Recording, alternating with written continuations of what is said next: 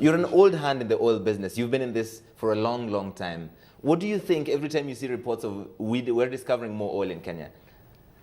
What comes to mind, I think, first of all, to the Kenyan is that we are going to get cheap oil in the country. But in terms of that, really, when you look at the downstream market, we have to be very careful how we monetize the oil discoveries that we have in Kenya. Yes. Too often, we've just tried to look at the drivers, the people who use cars and industry and so forth, which requires a very simple refinery. You do not extract maximum value out of oil by simply looking at the driving habits of Kenyans or people in that country. In all fairness, all that every time we hear we've got oil or we've got more oil, the average Kenyan thinks, okay, so we're going to become rich. Yes, I think that is not a bad thought, but it's a question of how we do it. Yes. And the traditional thing that we've done in Africa is whenever we have a resource, we sell it. So we will sell our oil out of the country. Yes. That is like selling vegetables and our coffee out of Kenya and then importing instant coffee. What we have to do is to actually maximize the value add on oil so that we make money out of it. But as it is right now, Patrick, we have a serious problem with our infrastructure. The refinery and the pipeline come to mind immediately. True. But I think we need to look wider than Kenya. You have oil discovered in Uganda.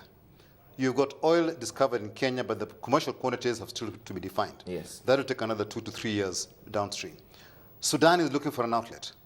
There's a lot of exploration activities taking place in Ethiopia. Yes. That will require to be monetized at a certain point in time.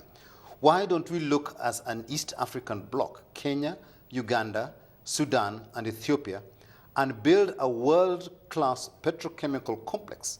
Because those volumes will be enough to actually give us a world-class complex.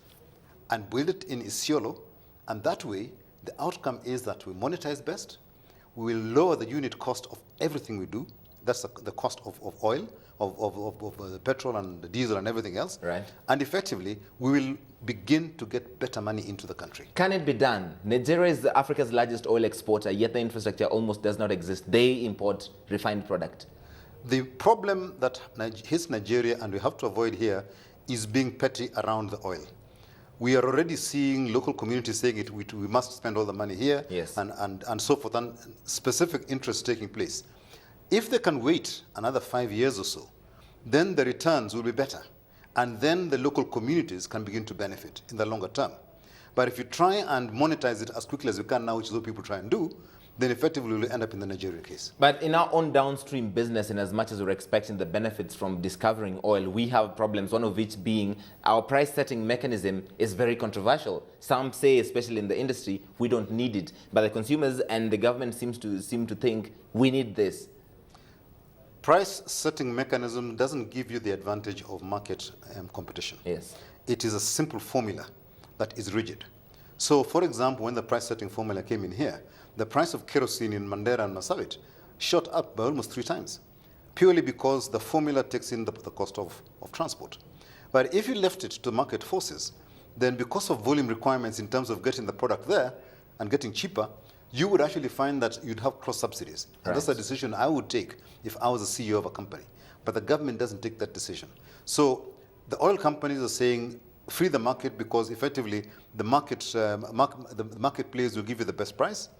The Wananchi government are saying, lock in a formula and the price will go cheap. It has never gone cheaper than since that formula was put in. And that's exactly the reality. That is precisely the problem. So how do we get the downstream end of things ready for commercial exploitation of the oil we have? I think basically we need to, one, put in the right infrastructure, and that can be done through a joint venture or a public-private partnership between industry and government, where the infrastructure belongs to Kenya and the business.